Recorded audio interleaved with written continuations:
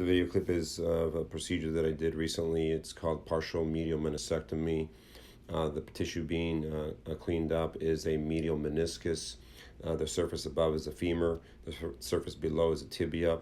This is the inner or medial side of the joint. This tear had been present for many months, and it was causing locking and catching. As you can see, the tear was basically in the center of the joint, so any movement of the joint would cause pain.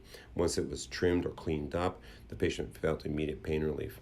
Although we do our very best to preserve meniscus, in this case, it was a non-repairable tear. It was small, it was non-vascular, and it was old. Recent literature showing that you don't always have to repair or fix or operate on meniscus, but when it's causing daily catching, that is not allowing almost any activity, this procedure is very successful.